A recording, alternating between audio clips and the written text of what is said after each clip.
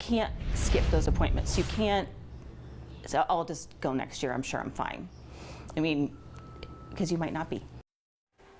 Lauretta Ross has never had cancer, likely thanks to the decision to undergo a prophylactic mastectomy. The path to that decision started in her 20s.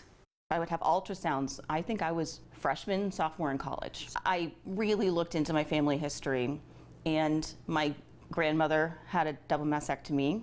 My great-grandmother had a double mastectomy.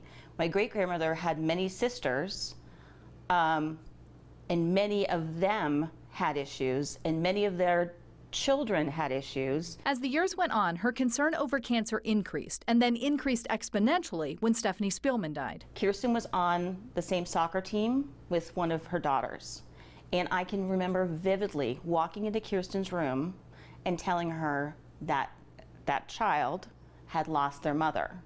And then I pictured one of Kirsten's best friend's mothers having to do the reverse. Right.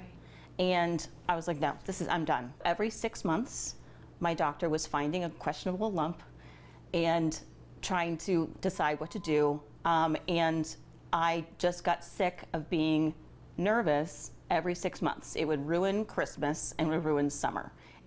And it took, I think, 2 years for me to convince my doctor, because I was so young, to do the mastectomy and rebuild. Even in her 30s, for Lauretta, it was an easy decision, but not an easy process. I mean, you have your surgery, then you have your expanders, and then you're uncomfortable for like 6 months, and then you have your reconstruction if you choose to. But it is a decision that Lauretta would make again. I'm very happy that I did it. And the main thing is, I was proactive.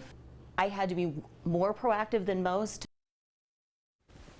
And, you know, that's the thing. She knew her family history. She was going to all of her appointments and getting checked out. So luckily she never had cancer.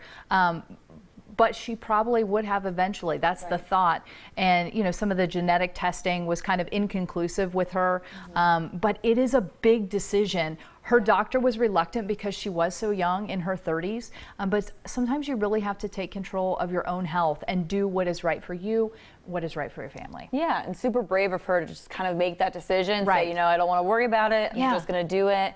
And, you know, and hopefully that alleviates kind of that possibility. Yeah, and some of the fear, and you know, it's not for everybody, but what is for everybody is knowing your family history and getting those mammograms. Yeah, definitely important.